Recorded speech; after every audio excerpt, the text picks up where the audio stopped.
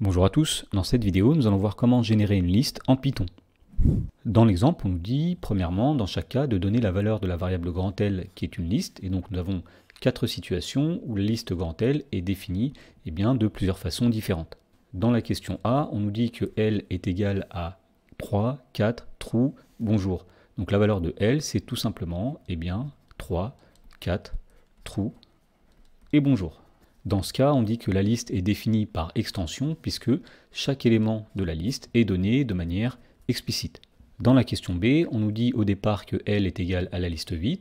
Ensuite, for k in range 0, 4, c'est-à-dire pour k allant de 0 à 3, puisqu'en Python, la dernière valeur ici n'est pas prise.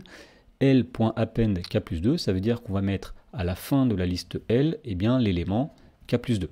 Alors au départ, lorsque k égale 0, on va ajouter à la fin de la liste l'élément 0 plus 2, c'est-à-dire 2. Ensuite, lorsque k égale 1, on va ajouter l'élément 1 plus 2, c'est-à-dire 3. Lorsque k égale 2, on va ajouter 2 plus 2, c'est-à-dire 4. Et enfin, lorsque k égale 3, on va ajouter l'élément 3 plus 2, c'est-à-dire 5. Voilà, donc dans cette question B, finalement, on était parti d'une liste vide, et successivement, on avait ajouté des éléments à la liste L. Donc on dit qu'on a défini la liste L dans ce cas-là par ajout successif. Dans la question C, on nous dit que la liste L est égale à la liste qui contient tous les k plus 3, for k in range 1,5, c'est-à-dire pour k allant de 1 à 4, puisqu'encore une fois, le dernier élément ici n'est pas pris en compte. Autrement dit, la liste L va être égale, donc tout d'abord, pour k égale 1, nous allons faire 1 plus 3, c'est-à-dire 4. Ensuite, pour k égale 2, nous ferons 2 plus 3, 5. Ensuite, pour k égale 3, nous faisons 3 plus 3, c'est-à-dire 6. Et enfin, pour k égale 4, nous faisons 4 plus 3, c'est-à-dire 7. Alors dans ce cas, on voit que la liste a été définie à l'aide d'une formule à l'intérieur de crochets.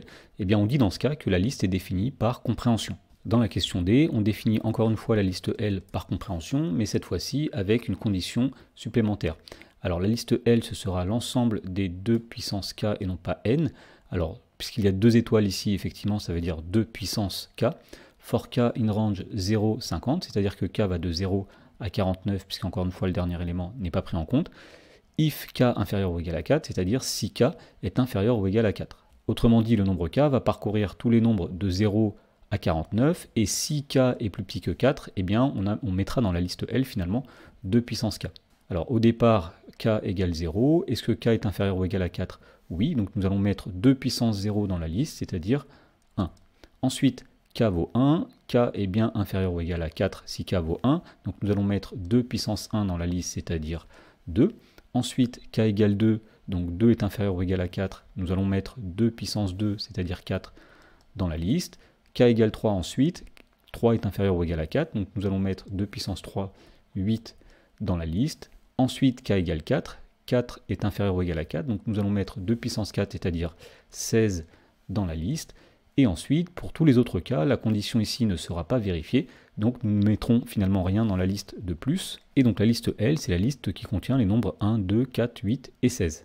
Dans la question numéro 2, on nous dit qu'on considère la liste grand L contenant dans l'ordre les 5 premiers carrés d'entiers, et on nous demande de définir la liste L de 3 façons différentes, tout d'abord par extension, ensuite par ajout successif, et enfin par compréhension. Alors commençons tout d'abord par définir la liste L par extension, c'est-à-dire qu'on va donner explicitement chacun de ces éléments.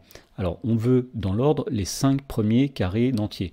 Donc le premier carré ce sera 0, 0 au carré. Ensuite le deuxième carré c'est 1 puisque c'est 1 au carré. Le troisième carré c'est 4 puisque c'est 2 au carré. Le quatrième carré c'est 9 puisque c'est 3 au carré. Et le cinquième et dernier carré c'est 16 puisque c'est 4 au carré. Dans la question B, on voulait définir la liste L par ajout successif. Alors pour définir la liste L par ajout successif, on va commencer par partir d'une liste vide, donc L est égal à la liste vide. Et cette liste, on va la remplir en parcourant donc une boucle pour, une boucle bornée, for k in range 0,5. Ça voudra dire que k prend les valeurs successivement 0, 1, 2, 3, 4, ce qui fait bien 5 valeurs. Et donc ce qu'on va ajouter à la liste à chaque fois que k parcourt une des valeurs, c'est le carré du nombre k, c'est-à-dire L.append k au carré, donc k étoile étoile 2.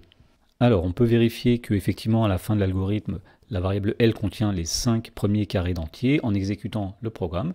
Donc ici, si on exécute et qu'ensuite on affiche la valeur de la variable L à la fin, on voit que effectivement L est la liste qui contient les nombres 0, 1, 4, 9 et 16.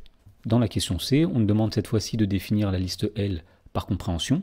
Et bien pour cela, on va tout simplement écrire L est égal, donc entre crochets. On commence par mettre la formule qui définit la liste, c'est-à-dire K au carré, for K in range 0,5. Alors pour finir, on va vérifier qu'effectivement cette formule donne bien la liste voulue. Donc on exécute ici le programme et ensuite on affiche la valeur de la variable grand L et on constate qu'effectivement grand L c'est bien la liste qui contient 0, 1, 4, 9 et 16.